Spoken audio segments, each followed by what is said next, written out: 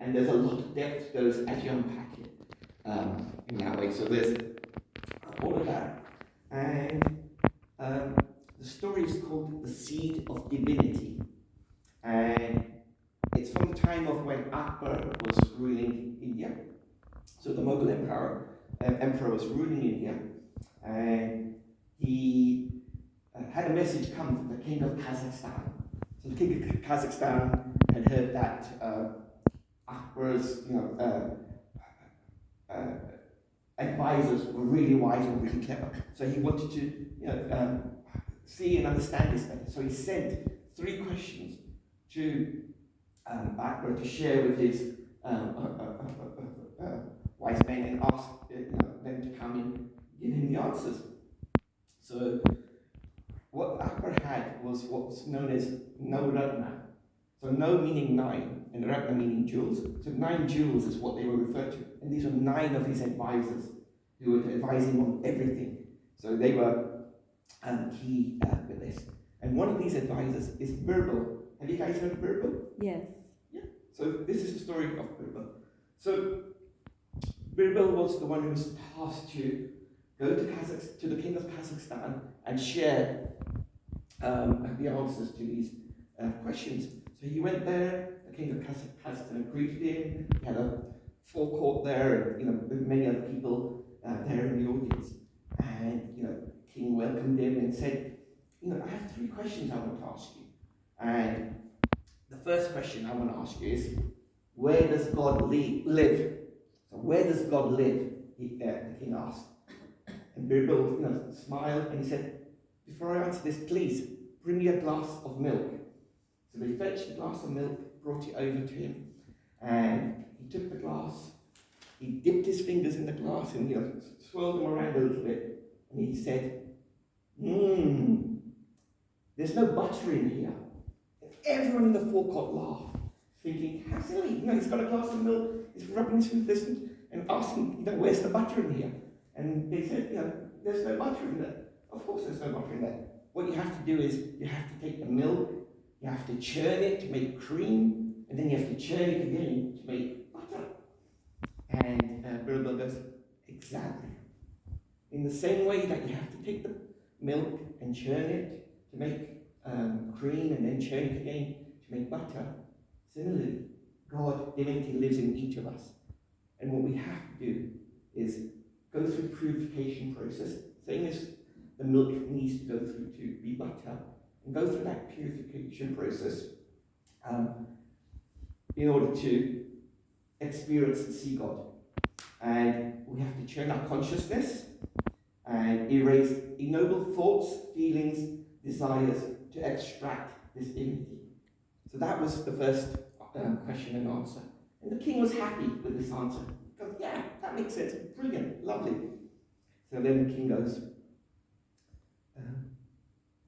what does God eat?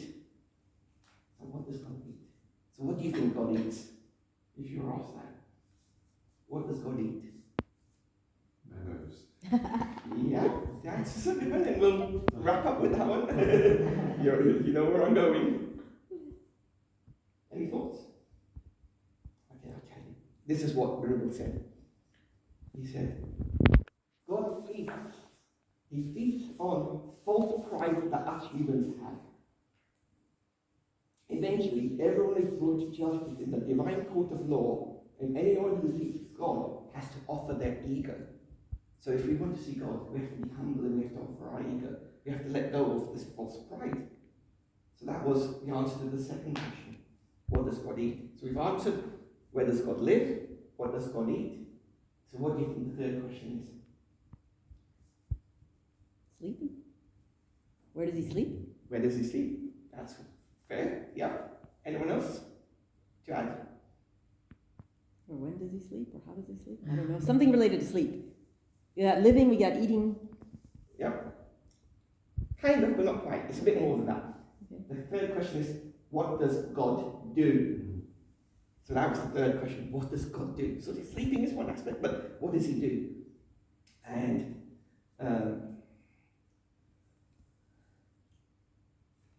for this, Birbal said,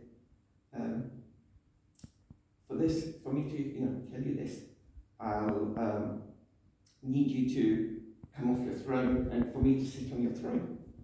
And, whispers went around the whole court because no one sits on the king's throne apart from the king. No one. And how dare, this outsider asked to sit on the king's throne.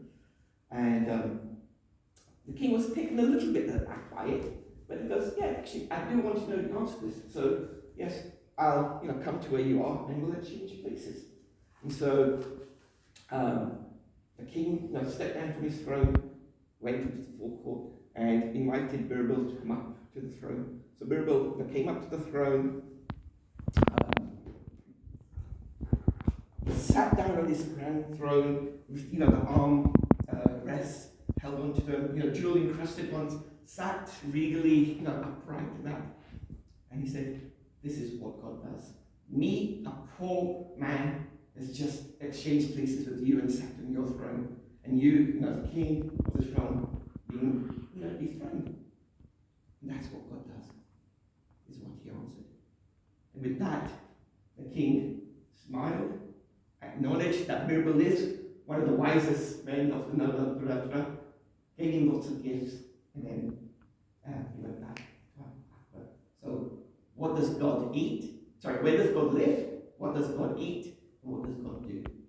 And that is what we'll share then. And for me, this captures the essence of Jain Dharma, and we'll explore that in a moment. And also captured in a 3-line quote, which is one of the ones that inspires me on Jain Dharma, which Suraj was referring